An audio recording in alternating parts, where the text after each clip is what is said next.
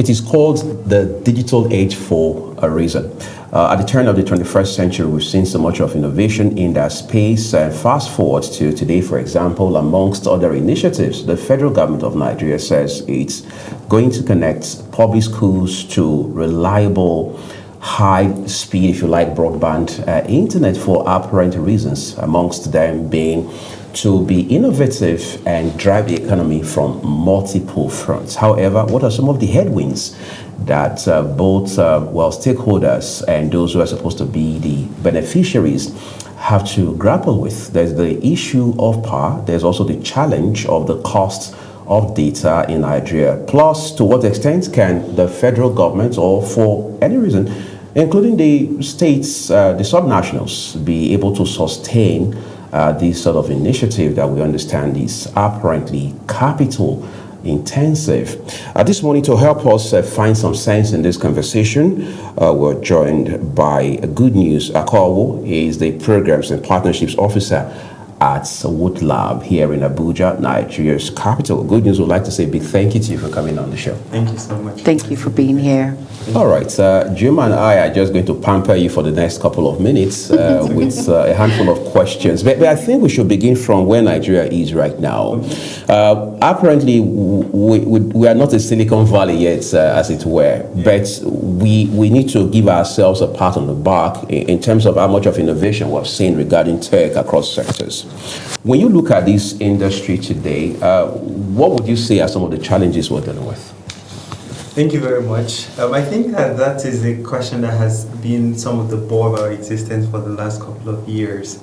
I think one of the major challenges we are facing is access to internet, access to electricity, as well as access to information source, where some people a vast amount of people within the country don't even know how they are able to access help in the first place. Right. Sometimes these opportunities are available, sometimes these opportunities are free, sometimes the federal government, the state government, the local government and other government authorities are putting in so much resources, bringing in a lot of development partners to ensure that this digital bridge is closed down, but then people don't have that knowledge, people don't have that information at hand to be able to harness some of the things that are available.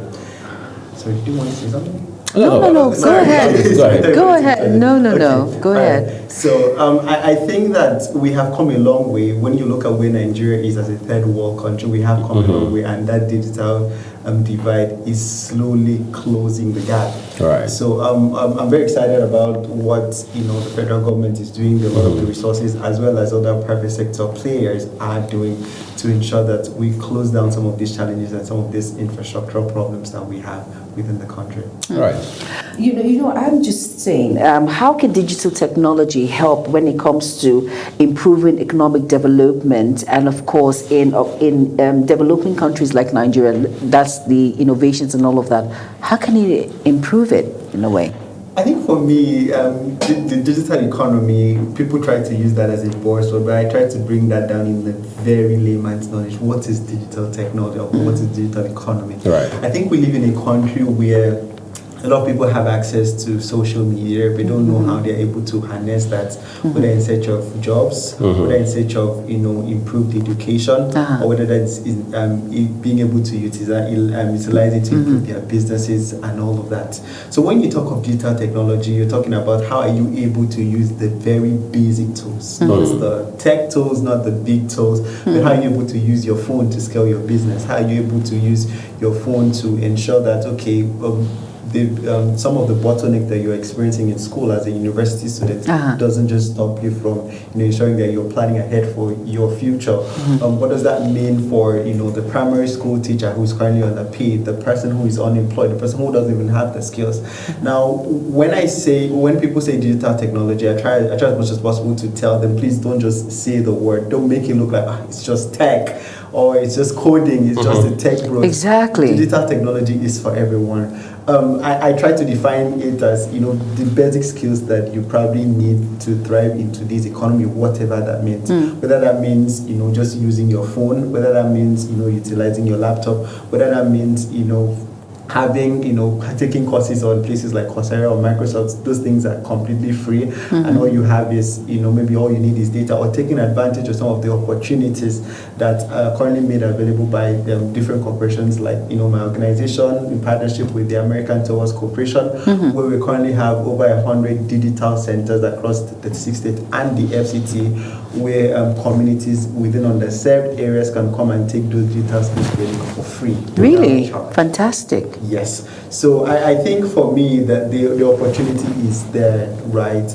And digital technology means a whole lot of different things to different people. Exactly. So being able to hone down on what you need at this very time, whether you're a student, whether you're a business owner, whether you're unemployed, for me, I think that should be the conversation rather than just digital thing, because everybody hears digital technology and just think, they just it's all about the tech it's world. all about the tech world, and I'm not part of that. So it's just a particular sector. Oh goodness, I would love to ask, do you think we do not really understand what it entails and what we can do with when it comes to tech, when it comes to innovations? We're just streamlined to one particular segment. We do not understand how big and how wide it is and how beneficial it can be to us. Do you think we need more awareness? Because some individuals do not really understand it in a whole.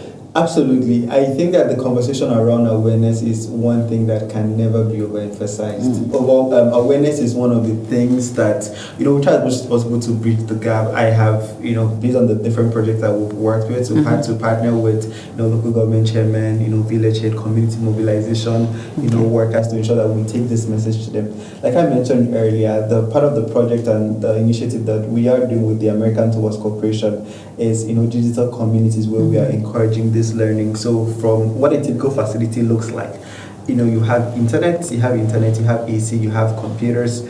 So we basically tell, our facilitators, tell these guys within the community, gather as many people around, speak to schools, tell them these people know that, they can come and use this place, they can come and take advantage of the opportunities that are currently available. So for me, digital technology is not just a sector within the economy where people are like, I'm a nurse, or I'm a plumber, or a trader. Exactly. I don't know what this is all about. Yeah, that doesn't concern me, or I don't need Exactly. that. I don't need that. But then I feel like, first of all, we need to be able to create that awareness that this is something that cuts across every sector. It's the same way with health. Right.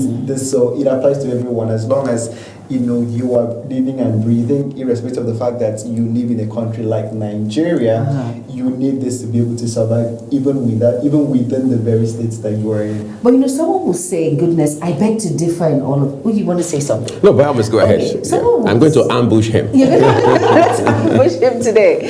Someone will say, "I beg to differ." Goodness, for as much as this has come to states, it has evolved when it comes to being beneficial to the minimal individual in our society. When it comes to anyone, a plumber, a trader, a businesswoman, someone in urban area, rural area, anyone you can pass.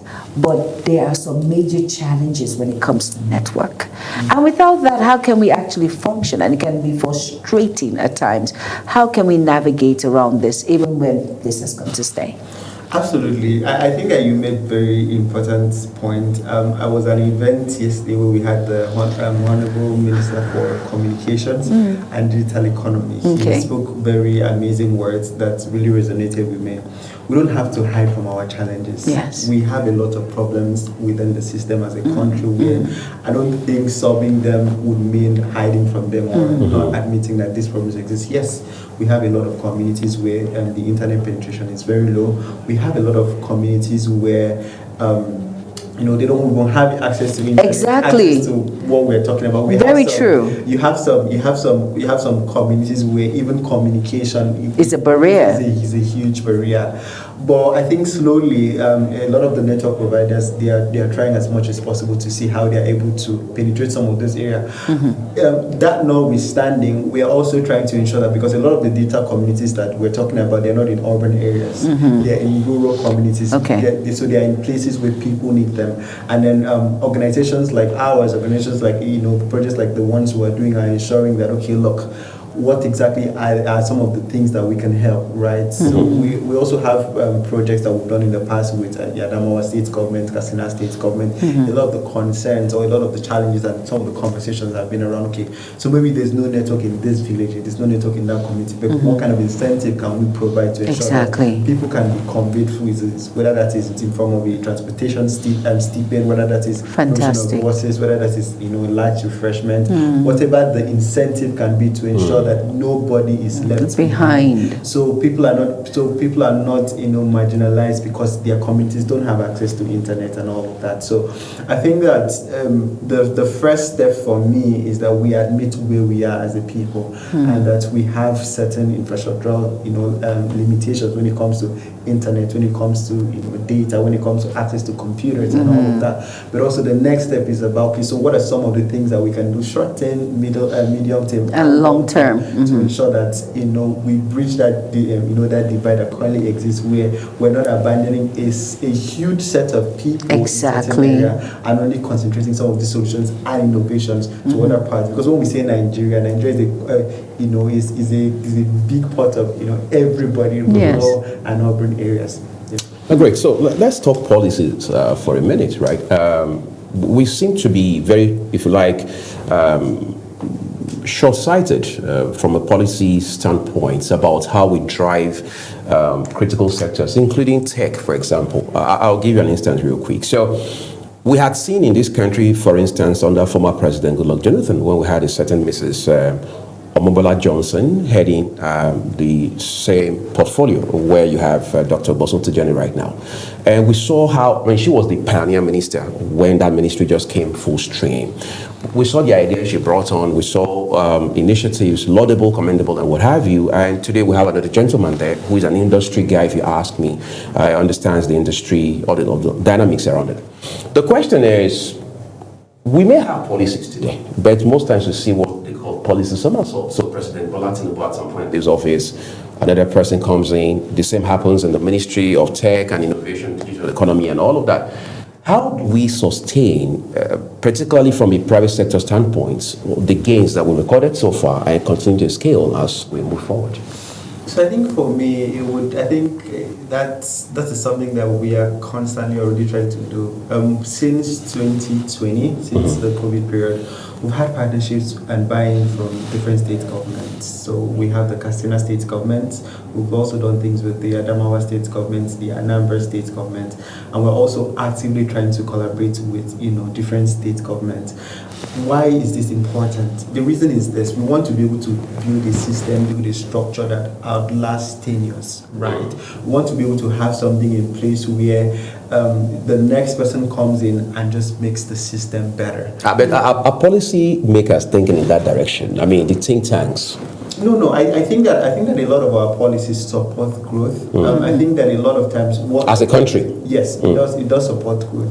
However, I think that the core bane of our problem in the country is that when we have changes in government, you have different priorities for that particular government. Certain things they either want to focus on, or they want to take their time on change, make things different, make things better in their own vision, in their own idea.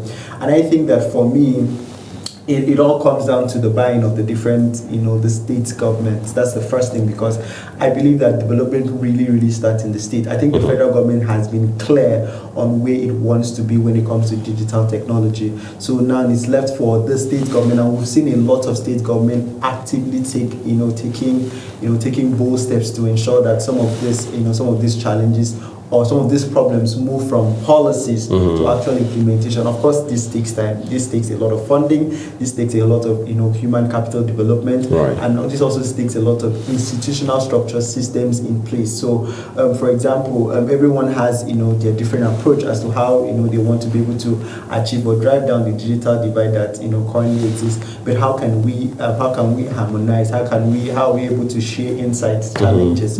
So one person makes a mistake, another person doesn't have have to make that same mistake. So I believe that sustainability can be created by, first of all, having the buy-in of the state government, and then the development partners can come and share their insights. This is what worked in this state. This is what didn't work. These are some of the challenges that we implemented, and these are some of the blueprints that we think can help in such a way that we can have replicability of success when it comes to some of these initiatives that can be backed up by the policies that are being made within the house.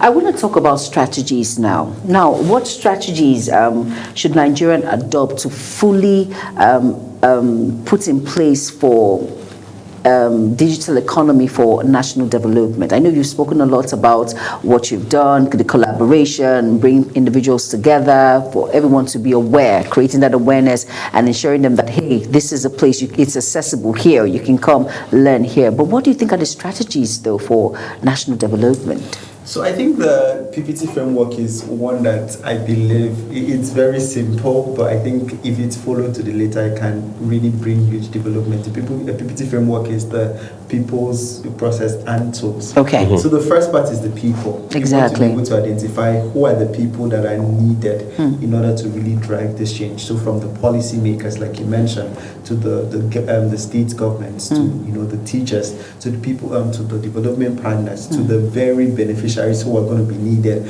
because you realize that a lot of times you see that the state government are willing, but then the people within the community, they are not lackadaisical. Exactly. So you see that even when we say some of these programs are available, people don't come. So you need everybody within that within the full value chain to be able to buy into this idea, and also to ensure that all of the effort and all of the steps are being trickled down from the very top to the very beneficiaries. And then processes. Now, one of the most difficult challenges within the Nigerian ecosystem is the different bureaucratic processes that exist, especially during project rollout or state entry. You realize that something good is coming into your state, and then you move around 3, 4, 5 offices within 1 year and not do anything, right? So what are some of these processes that can be better, right? So when we hear, okay, so you can let us know in advance, these are the people we need to meet, these are some of the things we need to put in place, there's some of the permits, there's some of the things involved, so that during the preparation, during the planning and rollout of this project, all of these things can be put in place. Exactly. Then the final one for me would be the tools, right? So like you mentioned, we talked about access to internet. Yes. I also think a lot of things that we disregard is security. I feel like in a lot of places people want to be safe first. Right. People want to be safe first. Exactly. People want to be safe first, and then when they are safe and they're secure, they want to talk about okay, so where can I don't have a phone, I don't have a computer, I don't have a laptop, I don't have internet, so what are you talking about? So we also want to ensure that a lot of these tools are available, to ensure that, okay, you say you want to teach people tech and you're going to write in a marker, right? So yes, we might not have 100 computers to give out to maybe 100 schools, but we can put in 100 computers in a center, right? And say, okay, there are people from this local government, you can come in, okay, can I give out 2,000 naira stipend to say, okay, it might not cover for everything, it will not solve the problem, but it might start something. It might help to encourage, it might not cover your transportation. Very true. Right. But it might serve to encourage someone, okay, look, I mean, these people understand the reason why I can't come here, but I'm still going to be able to do this because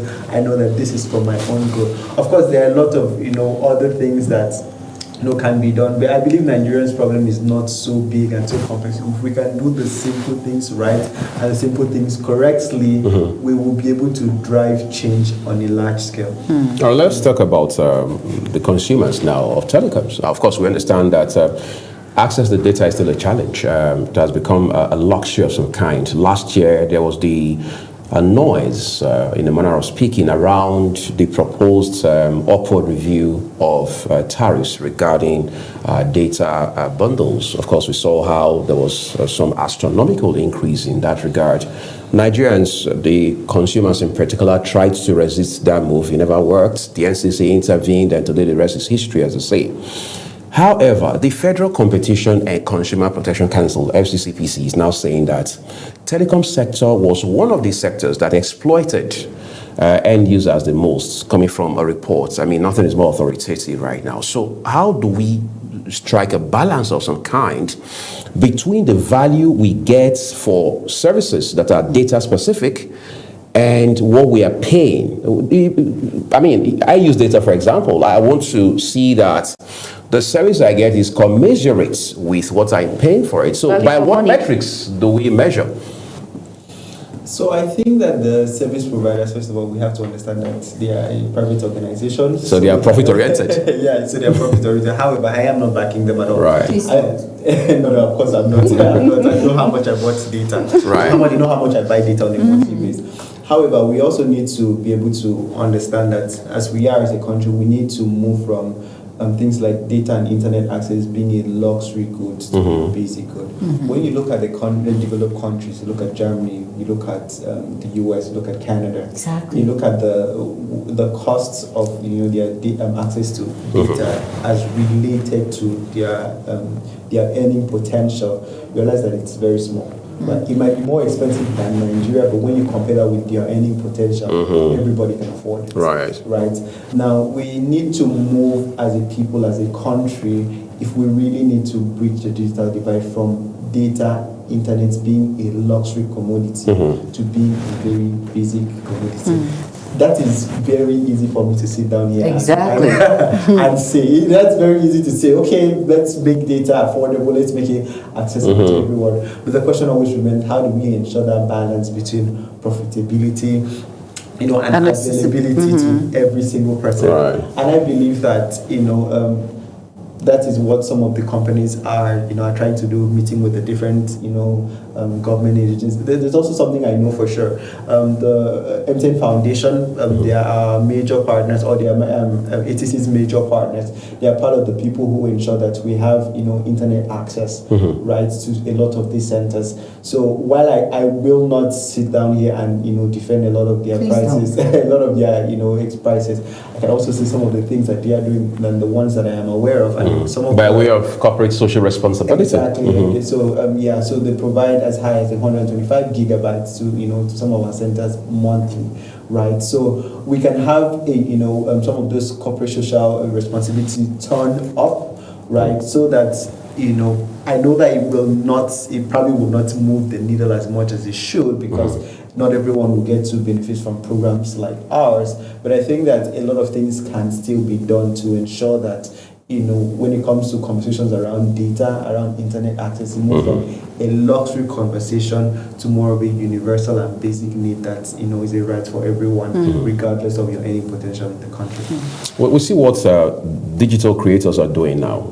I mean, it's obvious, even though we know a bit of regulation should come into that space in terms of the quality of content from a moral and ethical standpoint. Maybe that's a conversation we can push to another day altogether. But for today, for example, we are hearing that part of the new tax law strongly recommends that digital creators and those people within the innovation space should pay taxes. Nigeria is a place where, as it stands right now, we're not very big on systemizing processes. So my question is specific. How do we ensure that those who are creators, whatever it is they are creating, right, pay taxes, but more importantly, be certain that we are fair to them, or the tax laws are fair to them in terms of how they pay? Because the real concern is most of them are now saying that government has no idea how I got started out, right? In terms of startup capital, in terms of energy, in terms of even equipment, for example. All right, and these things don't come cheap, and the dollar factor is always present. In terms of access to equipment and what have you. How do we strike an equilibrium in such a way that if I'm a creator, for example, I don't get exploited by a government because they see the money coming, they see the YouTube money, the Facebook money, and then they want to come get a chunk of it, get a piece of the action, having no idea how I got all of this on the road? So I think I just want to clarify that I don't think any Nigerian is ever opposed to paying tax, because we all, including creators, right? Everyone in the country is not opposed to paying taxes. The issue and the bane of the concern has always been that what do I get for paying these taxes, right? So as a digital creator, or someone who is a digital creator out there, it's like, okay, fine, I give you 10% of this earning, what do I get in return? And I believe that the government can do a lot better when it comes to being able to utilize a lot of the resources that they are Right. trying to widen the tax net to ensure that some of the people paying the taxes, like the digital creators, are harnessing from, they are harnessing benefits of these taxes. I'll give you, for example, let's assume I earn a certain amount, so let's say maybe 2 million from my YouTube streams or what have you, and the government says I'll get 20% of that. That's cool and fine. But will I get electricity because I need electricity to be able to create content? Exactly. I need data. What are you doing with the high cost of data that I'm paying for? I need probably my road card. I need other infrastructural amenities. Social safety elements. Exactly. I need security to be top notch. That I know that if I'm paying so amount in taxes, I am having other parts of my life being catered for. So I think the concern has always been that we are the ones who provide ourselves with water. We buy our fuel in the absence of in the absence of electricity. We pay for a lot of things that the government is expected to handle. Right. I know so a lot of people are saying, if I'm already paying taxes and I'm not seeing anything, what is the evidence that if I pay more, you are even going to use the resources that you have in better utilization to things that would benefit us as a people. So I think that of course you have a lot of creators and a lot of people saying, okay, look, this is fair, this is not fair. Right. We can have a debate on that, later. But I think the major concern is that if you put your best foot forward as a government to say, okay, look, I'm going to start providing a lot of these basic amenities first, right? You'd realize that when the issue and conversation around taxes come up, the pushback would not be as much. Talking about, let's just digress a bit, but still in the same conversation. Now, for someone out there who is listening and saying to his or herself, for as much as digital economy is fantastic when it comes to innovations, when it comes to evolving, it has come to stay. But this platform as a whole, how can it create job opportunities for young Nigerians and improve entrepreneurship? Okay, so I'll answer that in two folds. When we started, when we took over the digitalization projects that we're currently doing in underserved communities, we realized that we were dealing with a lot of young people who had, first of all, communication issues, who had not even seen what a computer looks like. Are they the Gen Zs or who are they? They could be Gen Zs, they could be millennials, Okay. so it was, everyone between the age of 12 to 40. Okay. So when you communicate with them, you understand that there is a long way to go. Exactly. So whether that is for the student in the secondary school, in the primary school who are sitting on the floor, or who have never seen a computer before, but will be expected to use a computer to take JAMB, to be able to enter university, or whether it's for someone who is applying for a job and doesn't know how to accept a Microsoft link, meeting link, right? You will find out that no matter what cadre everyone falls into, you have a challenge that needs fixing, especially as we are as a country. So you have an organization who wants to roll out a hiring process. You hear 30,000 applications, right? And from that 30,000, how many of them are really employable? So you have that challenge, and then everyone needs to be able to take an inner assessment as to where you are. Right. We have a lot of resources currently available. You have courses free on Coursera. You have courses free on the Microsoft training platform. Right. We have courses that are targeted at different people. We have courses for entrepreneurs. We have courses for students. We're also currently implementing a program called the Rev Up Women Initiative in partnership with AfriLabs. Part of this program is to empower female entrepreneurs in Abuja. It's a 12-week program with the skills that they need, and also provide them with access to funding opportunities. Now, I understand that when you are in need, you also have to be careful for what you look for the organizations. So are you on LinkedIn? So I understand that social media is a place where you go and have fun, but are you more intentional with some of your social media searches? I understand places like Instagram and Twitter can be for more fun, more casual competition. Yeah, but places like LinkedIn would give you more access to some of these opportunities that are available. True. So, what are some of the courses that you can take? What are some of the events that you can attend? All of these are for free, right? We have digital centers, around the 30, or ETC has digital centers around the 6 state and the FCT. That could also be, some of the starting points, right? And then I think that if you go to the atc.wootlab, .ng platform, that's our dashboard. You'll be able to see which centers are available within your location. You can be able to see the addresses and all of that to see if this match, proximity to your particular location. There are a lot of resources out there, right? A simple Google search, a simple ask on ChatGPT would help you. I don't believe that as long as you have a smartphone and as long as you have access to internet, or as long as you know someone that has a smartphone that has access to internet, you can access help. This thing about tech, digital space, regardless of what your thematic area is becoming more interesting by the day. And we're seeing how it has opened up the space, increased opportunities for young people in particular. But let's now talk about indigenous thinking in this regard. As it stands today, I can almost vouch my last month's salary, which has gone, by the way, that all of the devices you, Jumai, and myself have this morning, including these laptops, they are, if you like, offshore ideas, all right? There's nothing indigenous about them, not even 1%. Is it possible for us to, at this point, whether Nigeria as a country or Africa as a continent of 54 nations, all right, become a bit more radical with our thinking regarding technology in such a way that we can begin to innovate in producing devices, gadgets? For example, we see what a couple of, if you like, local entities are doing with automobile. Can we replicate that sort of thinking, all right, in a remarkable way in terms of mobile phones, computers, tablets, and what have you? Absolutely, yes, we can. But I don't know if I can ask you, do you know how much the cost of fuel is? I said this morning. Okay, can we tie that to this question? Exactly. And the reason I ask that is because when you say production of gadgets, production of phones, you need a lot of things in place. You need, you need the access to funding. But we have the thinking in the first instance, because I would think that's where it starts from. Are we thinking in that direction? Oh, yes, we do. A lot of young Nigerians they have that.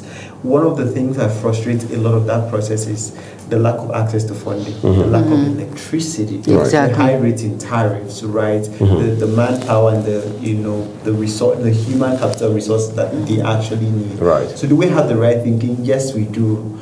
But then the right thinking isn't what produces phone, it's the implementation.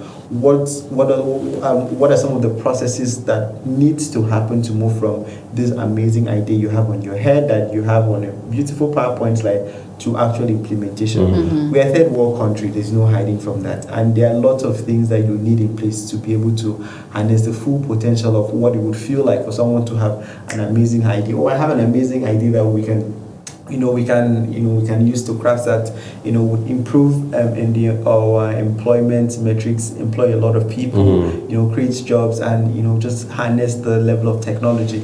However, what are some of the things that are keeping us back? So do we have the thinking? Absolutely, yes. However, we are all in this box where it looks like the idea has to stay in the box because of some of the challenges that, we currently have within Nigeria as a society. I want to follow up with that now. You've talked about funding as a challenge on a number of occasions in the course of this discussion, right? We've seen people like, tennis greats, Serena Williams, for example. We've seen Mark Zuckerberg, whether in person or through one of his special purpose vehicles, so to say, come into Africa to invest in tech-specific initiatives, right? People say, well, those are clear indicators that big names in the industry across the world are now reposing more confidence in what we are doing back at home. But talk to us about venture capitalists and how much they believe in what we are doing, and in real terms, how that is translating to funding support for African-led startups. Okay, so I think that over the last 5 years, we've had a lot of funding, especially from international partners. Some of them you mentioned. I think we also have funding from, I don't know if you know about the IDICE program. That's for the digital and creative sectors. I think it's funded by the African Development Bank. We also have a lot of NGOs internationally who are pouring a lot of funding within Nigeria. Especially within the last 5 years, we have a lot of platforms that people can just go search and apply. I think funds for NGOs is one of those platforms. I think there are also many more. The funding is available, but unfortunately, when you have a society where more than 70% of the population is poor, it's an issue. So you have maybe 120 million people fighting for the same small purse. Right? So it's highly competitive. It's very competitive, and no amount of funding at this, or with the amount of funding available, that number will probably just move just by a little bit, right? So there's a lot of processes and things that need to be done to ensure that when funding, pours into the country, right? A lot of people, or when people apply and have access to this funding, it doesn't look like just a drop in the ocean. Right. And part of that, is to improve our human capital development index. When people are hungry, no one is thinking about no one is thinking about innovation, or no one is thinking about anything big. People just want to am I fed today? Am I going to be fed tomorrow? And all of those things. So I think that the funding is there. However, when you compare that with what is needed, so for example, you need 5 billion to do a project and you have 25 million. The money is there, it's just not up to what you would need to be able to ensure that everyone has access. But in terms of do we have this funding available? Yes, we have. But when you look at the amount of people who need this funding, the disparity gap is very huge. I'm going to take us back now. Now, for individuals who are into small, medium-scale enterprises, SMEs, and they're saying to themselves, okay, goodness, you've spoken a lot when it comes to digital economy. You've spoken a lot when it comes to what it brings to the table, how beneficial it is to each and every one of it. But how can it be beneficial to these individuals, these small and scale medium enterprises? How can it help them to transform their businesses to the next level? I know you mentioned that you have workshops and all of that are free, but how can it in a way? So I would want to speak directly to the woman out there in Sokoto, the woman, the man out there in Cross River State. The digital economy is for every single person, and your very first goal is to be able to drive profits, to be able to ensure that your product gets to the market. And what is the easiest and the most basic way to do that is social media, utilizing the power of social media. But I understand that a lot of people are already trying this and having a lot of difficulties. But then when you look at a lot of Nigerian businesses, how do you improve your operations? How are you able to utilize, whether it's WhatsApp AI or some of the productivity tools that you have available? You go to Wuse Market now and ask the woman in the market, how do you keep your finances?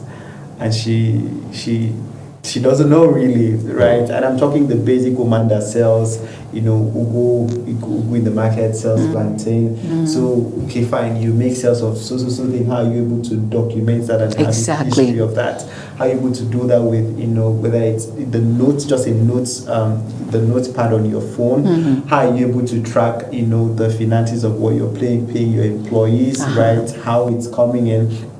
Things as easy, as long as you have a phone, you are in the digital economy, whether or not that phone is connected to the internet, right? So we can move from being able to use, WhatsApp for your customer service to be able to use WhatsApp to, track your, finances, to be able to use WhatsApp to reach out to your customers, to be able to be like, oh, okay, thank you so much for coming. This is my phone number. If you ever want something like this, right, I will give you a call. I had a call with one of the local vendors that I usually buy foodstuffs with for the very first time. She said the first thing she told me that, she's going to save my contact and she's going to call me.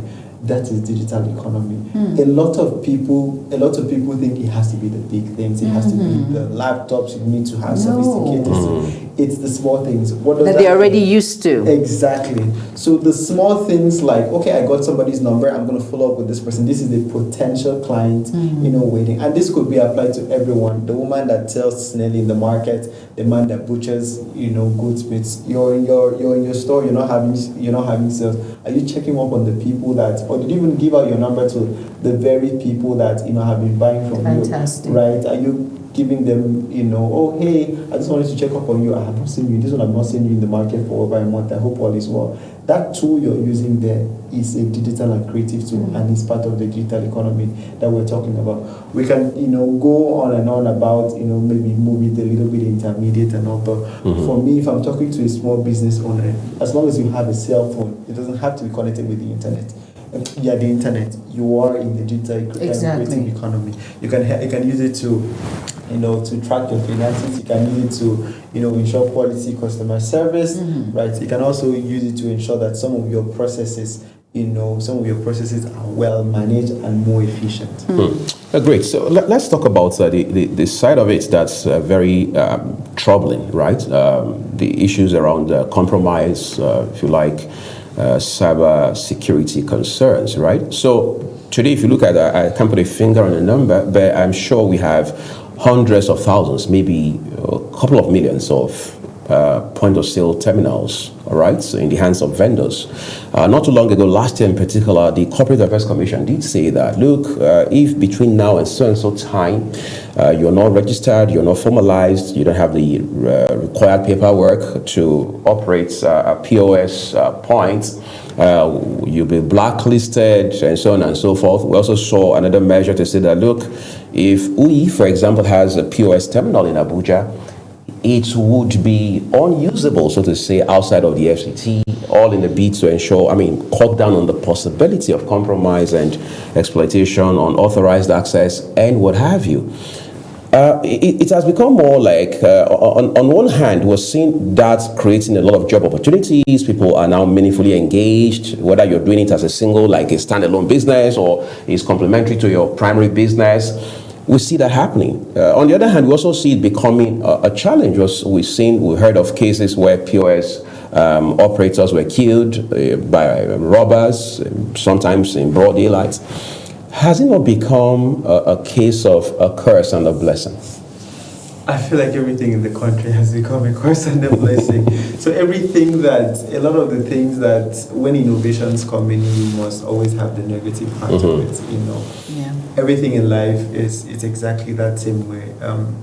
But however, I think that policies and measures would always chase after innovation. So things would have to be put forward first, and then when a lot of those challenges happen, we try as much as possible to mitigate it. You talked about security. How can we make ensure that places are more secure. We have those systems in place. What are some processes that can be put in place to ensure that whether we're able to track flagged transactions, and all of those things. However, a lot of these things always have to come after some of these interventions, some of these innovations have been rolled out. So yes, they do have their bad and their negative insights, but then that also poses a task where so these things are happening. We can't throw away the baby with the bath of water, right? So what are some of the things that we can put in place, right, without necessarily stifling growth, without necessarily stifling the economic opportunities that we are leveraging and gaining from these things, and also ensuring that it doesn't look like you are always trying to fight the people. So it looks like, we found an opportunity that can give us legal and money legally, and you just want to clamp down on it and all of those things. So yes, I do believe that we can have better measures to ensure that a lot of the negative side and the negative impact on some of these things can be better managed, so that we're not deeming what looks like a positive light coming out of an innovation, that would, possibly help us to ensure that we have, better payment processes. When you talk about digital economy in Nigeria, for instance, people will say, okay, this has always been when it comes to other nations of the world. You mentioned America, you mentioned Germany, you mentioned all of that. Let's bring it home now to Nigeria. When it comes to digital economy, how are we? Do you think we have made tremendous improvement, or we're just getting there, or it's just baby steps? I know we have a lot. I know the answer already, but I just want to ask you as an expert, where are we? Are we making headway, or we're just going back and forth, or we're in the middle?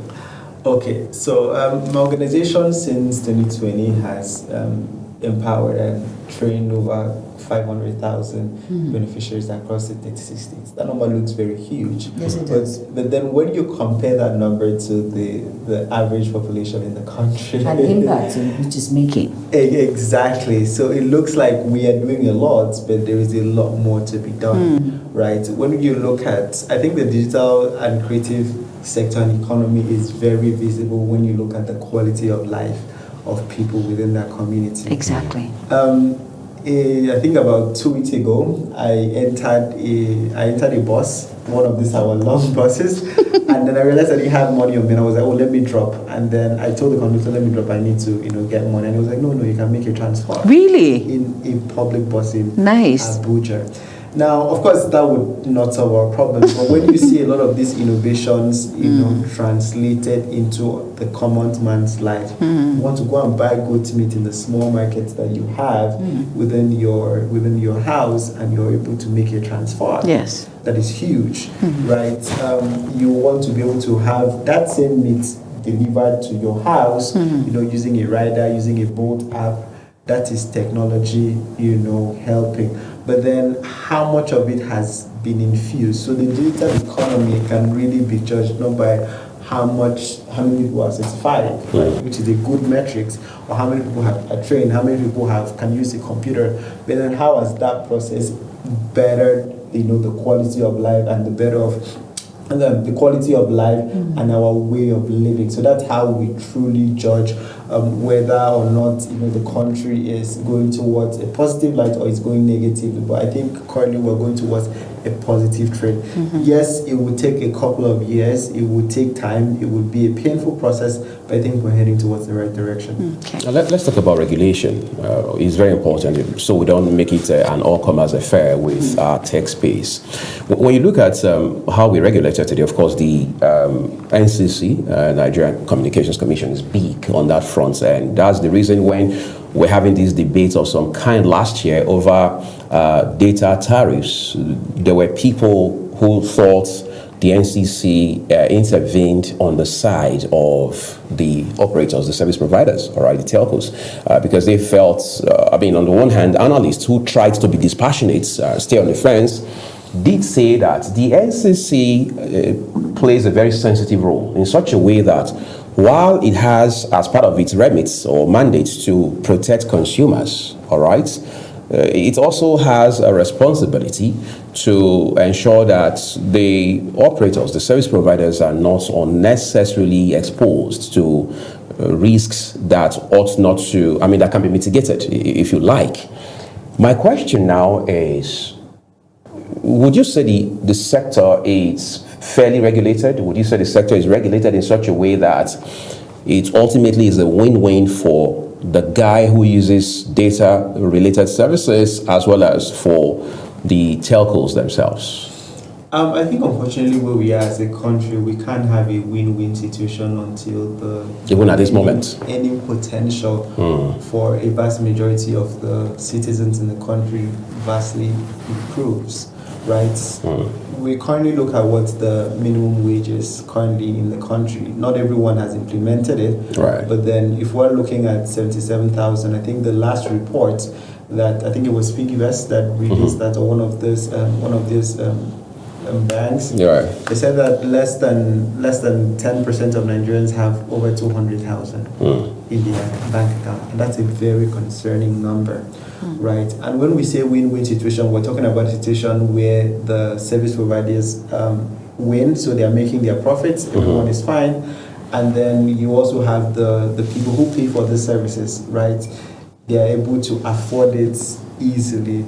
So until we get to the point where the earning potential of the country vastly improves, Right. we might not have a win-win. We'll always have a situation where it looks like, okay, the service providers are quoting billions, in profits every year. Well, the average person is still struggling to be able to, afford internet access. So I think that the NCC is in a very tricky, position right now, because they're trying as much as possible to ensure that they are not stifling growth. Because let's not forget that the service providers, they are employing Nigerians. People work there too, and as a private and profit, run organizations, their aim is to make profits. So NCC has to make that balance in such a way that you protect the interests of the consumers, which are Nigerians. But how do you protect the interests of consumers in this context when, of course, people are spending almost half of their salaries to afford data, or we have people who can't even afford data because of how low they are earning. So I think it's a very difficult position for an entity to be, and I think that we can always have a middle ground while we slowly move to what the short-term solutions are, the long-term, the medium-term, and as well as the long-term solutions. In terms of when you look at how you're pricing, while I understand that profit needs to be made for investors, right? But then you now look at the earning potential of your customers, especially in Nigeria. Right. It is very clear that there is a huge disparity between the cost of data as well as the average earning of the Nigerian. Goodness, let me just put you on the spot a little bit. Why? Because you are a Nigerian and you matter.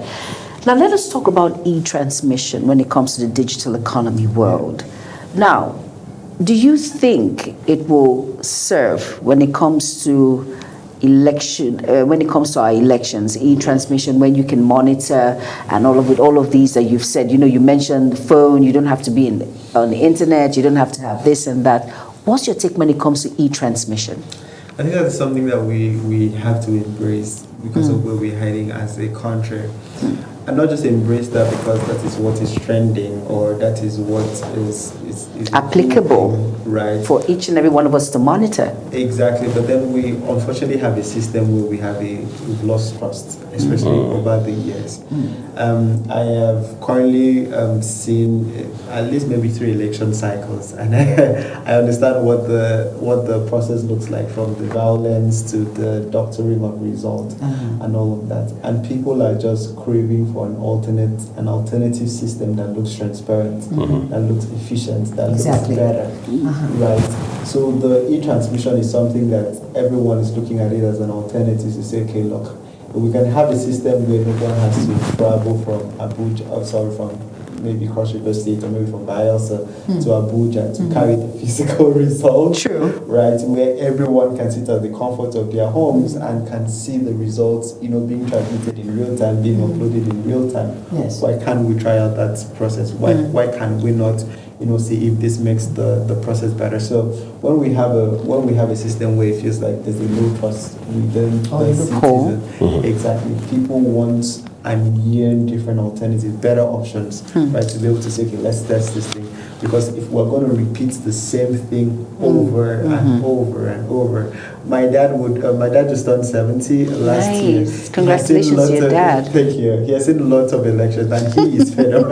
He's fed up with Nigeria having to repeat exactly the same process while expecting a different result. Exactly. So you have people looking at that process and saying, why don't we try something different? Why don't we try to embrace that, especially using, leveraging the technology that we have? Exactly. So I think that's just my thoughts on that. But do you think it's the way to go, though? Do you think there will be headway when it comes to embracing that aspect when it comes to e-transmission? No, I think that is something that can definitely be embraced. Like I said, it's about trying something different, right? Because the alternative to that is reverting to what we have been using previously and what people have been complaining for years and years and decades now. You have the issue of, election violence. You have the issue of, bribery and what have you. So not being accurate. Exactly. Transparent. Exactly. And all that. People are like, why can't we try something new different? and different? right? Just so that we don't achieve the same results that we have been getting, over the last couple of decades since 1999. I think Jumai asked a very insightful question there, but I also would like us to expand it a little further. I've spoken with election monitors, those who have done this since 1999, when we returned to this fourth, democracy. And they say, can't we, if you like, take a cue from the Nigerian Bar Association, an entity that has been conducting their own elections electronically, 100% digitally for quite a number of years now. And accurate. Exactly. So when you look at the results again, the outcome of the process, you are more than impressed. In fact, you're blown away. So they say, can't INEC and indeed the election monitoring, if you like, system in this country take a cue from that? However, we've seen politicians in their core elements argue that no, it's not possible. Let's stick with what we know. Don't ditch your winning formula. Let's stay with the status quo until when circumstances, technically speaking, improves, right? On the other hand, we are seeing telecoms operators say that it is possible. We have the infrastructure, we have the backbone, we have the resources to provide whatever critical services are required of us to, as it were, drive an electoral process that is 100% digital. I wish we could bring your dad here because he has seen both sides of the coin, as they say. But you being a tech-savvy person, what are your thoughts in this regard? I think I'm completely very surprised a lot of times when I see the backlash from a lot of our leaders in the government when it comes to embracing, inclusion of technology within some of these our processes. Because we've seen a lot of processes in Nigeria change. Nigeria is not perfect in any way. But then, as I'm sitting here, I can buy airtime with my phone with internet and without internet. This is a law. I'm using the USSD code, right? You can buy, This was not the case 20 years ago. 20 years ago, you physically have to walk to a call center to buy and load it. Today, we have JAM that is written on a computer for everybody compulsory, whether you have seen a computer, whether that's your first time seeing a computer, whether that is, exactly, or a rookie. You must write it. We've seen applications, move, digital. Now, none of this process are perfect, right? We still have, a lot of issues with, some of the electronic things that we're doing, but no one has ever said introducing technology to a process will completely and 100% make it perfect. Right. Or completely eliminate some of the concerns, right? Or challenges. Exactly. I remember the first time when JAM was, JAM electronic, using computer to write JAM. The CBT system. Exactly. It was around 2013. And I remember that particular year, there were two options where you can either write with your paper or you can write to the computer, and people chose. And then gradually the paper method was phased out. It does not completely remove some of the challenges associated with it, but you can see how far and how long we've come since then, right? Now, the concern when it comes to some of the electoral practices that we have in Nigeria is that there is low trust. We have literally seen situations and contexts where there's issue of violence, there's issue of change results. I remember in the last election where in my own center, in my own estate, a certain candidate who I will not mention won by a landslide, but what was uploaded was a completely different. Are you kidding me? So was it a case of what I ordered versus what I got? Exactly. And this was because there was a huge fight because the person there did not want to upload, did not want to do it in real time and all of that.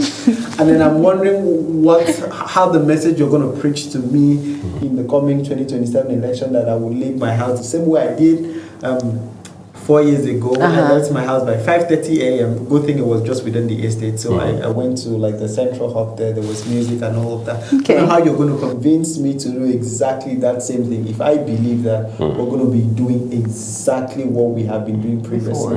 Now, this is just me who have just started voting within maybe the last 2 election cycles. Imagine trying to convince my dad of that. Now, so a lot of people have seen the challenge that are currently involved with the new system, and I don't even have to be a tech person to demand, can we try something different? Right. No. Can we try something better? Can Exactly. we try something more efficient? Something new. Something new, right? So I completely disagree with let's stick to what works. It's not working. We're calling for a change because it's not working. Right. If it did work, then we would now ask the question, why change it? Why change if it works? But the question is, or the issue is that it does not work. Right? And there are a lot of concerns and challenges around it. So what baby steps can we take?